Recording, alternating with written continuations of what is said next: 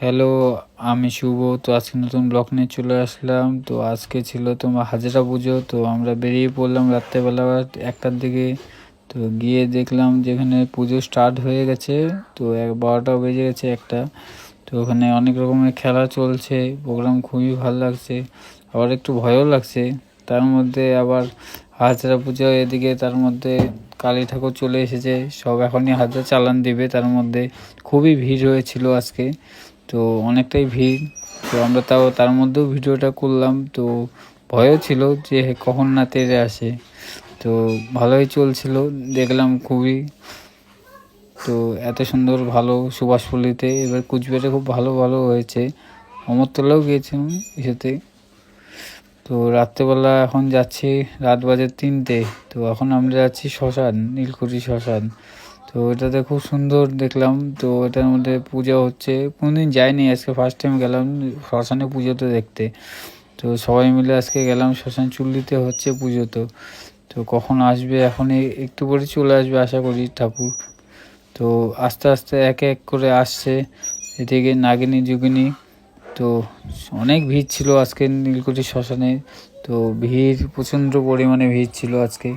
তো ভাবিনি এত ভিড় হবে, তো অনেক ভিড় ছিল। তো এদিকে আসছে আস্তে আস্তে, আমরা সবাই ছিলাম, ভয়ও ছিল যেভাবে দাও চালাতে নিচ্ছে এদিকে, তো কখন এদিকে আসে না পড়ে তেড়ে। তো ভয়টা ছিল, তার মধ্যেও আমরা ভিডিওটা করে নিলাম। তো এখন দেখছি পুরো ধুম নাচছে, তার মধ্যে এখনই পুজো শুরু হবে আশা করি। তো প্রচণ্ড ভিড়, তাও ভয়ে ভয়ে ভিডিওটা করলাম, সরে গেছিলাম তার মধ্যে যে মা এখন এসে গেছে শ্মশানের ভিতরে। তো আস্তে আস্তে পুজো হচ্ছে, শ্মশানের চুল্লির মধ্যেই পুজোটা হচ্ছে এদিকে। তো অনেকটাই সেতে রাত বাজে 3টের দিকে। তো পুজোটা অনেকক্ষণ ধরে আমরা দেখছি, প্রচণ্ড পরিমাণে লোক, ভিড়। তার মধ্যে ভিডিওটা করতে পারলাম মোটামুটি। তো এদিকে তার মধ্যে আস্তে আস্তে সবাই নাচানাচি করছে, মা আবার এখন যাওয়ার পালা। তো পুজো দিতে দিতে আস্তে আস্তে এসে যাচ্ছে। তার মধ্যে ভিডিওটা করা হলো, প্রচণ্ড ভয়ও লাগছিল, তার মধ্যে কখন নাচ চলে আসে এদিকে। তো আস্তে আস্তে আমরা ভিডিওটা করে নিলাম, তার মধ্যেও সব একসাথে নাগিনী যোগিনী সবই চলছে একসাথে। তো আস্তে আস্তে এখন মহাদেবও চলছে তার মধ্যে। তো ভিডিওটা করছি তাও।